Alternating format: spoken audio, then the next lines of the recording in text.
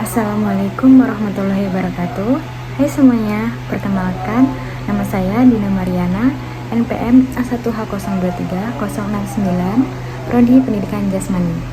Pada video ini, saya akan membahas teori dan prinsip dasar pengembangan olahraga dari bagaimana konsepnya, relevasinya dalam isu kontemporer, serta gagasan alternatif untuk perbaikan pembangunan di Indonesia.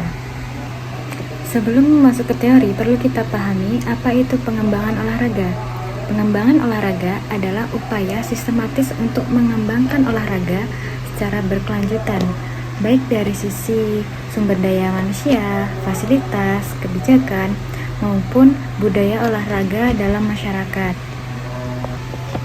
Selanjutnya, kita masuk ke teori dasar pembangunan olahraga.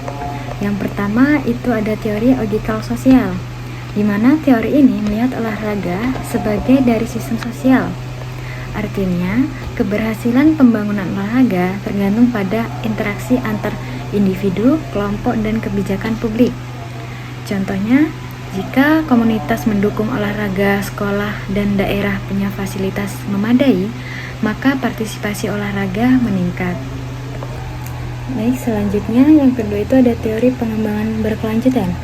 Teori ini menekankan keseimbangan antara aspek sosial, ekonomi, dan lingkungan dalam pembangunan olahraga. Artinya, olahraga tidak hanya untuk prestasi, tetapi untuk kesehatan masyarakat, pemberdayaan ekonomi lokal, serta pelestarian fasilitas olahraga secara ramah lingkungan. Selanjutnya, yang ketiga itu teori modal insansi. Teori ini menjelaskan bahwa investasi pada manusia seperti pelatihan pelatih, pendidikan atlet, dan pembinaan usia dini akan menghasilkan kualitas olahraga yang lebih baik. Jadi, kualitas sumber daya manusia penting dalam pembangunan olahraga yang efektif. Saat ini, kita menghadapi beberapa tantangan dalam pengembangan olahraga, seperti yang pertama, ketimpaan akses fasilitas di dalam daerah terpencil. Yang kedua, ada batasan anggaran pembinaan olahraga. Dan yang ketiga, ada fokus prestasi elit tanpa pembinaan usia dini yang kuat. Contohnya, banyak provinsi mempunyai atlet berbakat tidak berkembang karena tidak ada pelatih yang profesional dan ruang latihan yang memadai. Padahal, pembinaan sistematis sejak di usia dini meningkatkan peluang atlet mencapai prestasi untuk ke internasional. Jadi, kesimpulannya, pengembangan olahraga harus bersifat sistematis dan berkelanjutan.